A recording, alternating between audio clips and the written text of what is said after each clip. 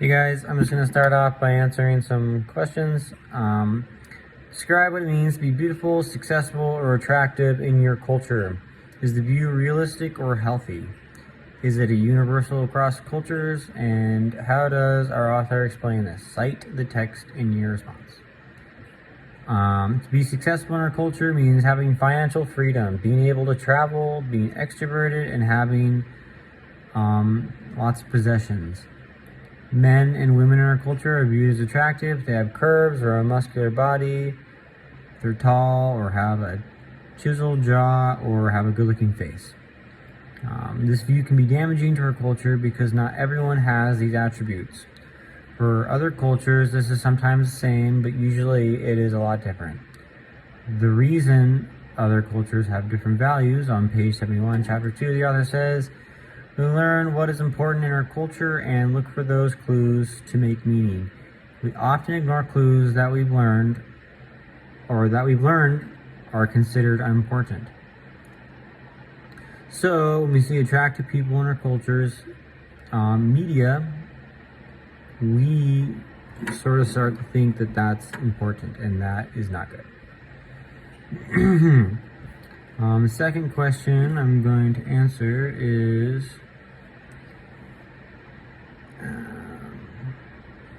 think of a time when you misunderstood a message. What was your psychological state of mind? Do you think you would have understood the message differently if you had been in a different psychological state? How would your experience be explained using concepts in the text? Include citations to the text in your response. Okay. Sometimes I'll catch myself with a bad attitude, and when I'm receiving a message in the state, I'll misinterpret ideas sort of in a negative light. And this causes me to misunderstand and sometimes react in ways that I wouldn't have if I had had a better outlook. I found that having a positive attitude gave me a clear mind so that I could process messages and their true meaning and respond effectively. The author says, an attitude is immediate disposition toward a concept or an object, and attitudes can change easily and frequently.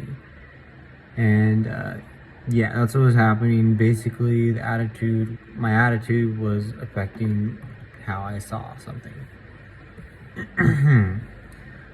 The third question I'm going to answer is, list at least 3 demographic traits that apply to you. How does belonging to these demographic groups influence your perceptions and priorities? 3 traits that put me in with other groups are being a young adult, being in college, and having a job. Being a young adult makes me open-minded and makes me want to develop myself for the future as opposed to, I don't know, being older, I guess. Being in college makes me more educated than if I was to stop after high school. And that gives me more of a broader perspective on the world through education. And having a job gives me a real world perspective that I wouldn't otherwise have. So it gave me insight into what it is to actually work. What is another one?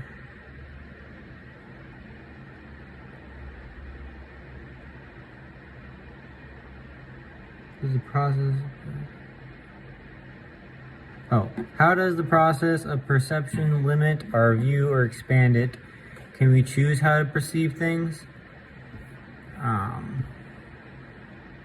Our perception can limit us sometimes because we fill in the blanks with our idea of what something is.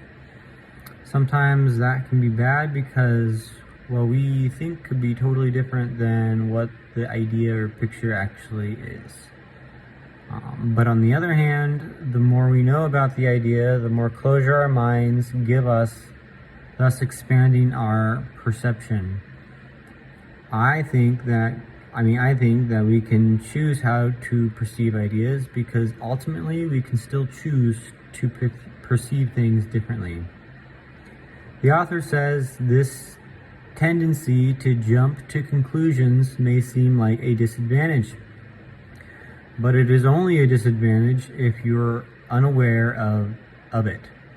Awareness of the complexity of our perception process and how it influences our intercultural interactions is a positive first step. So the more, if we understand what, sorry, one second.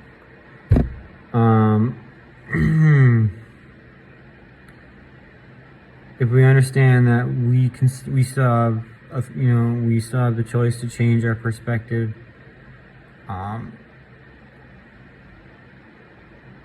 We can still decide to, use it. Can have a positive perception or a negative perception. Okay, and I think that is all. Thank you.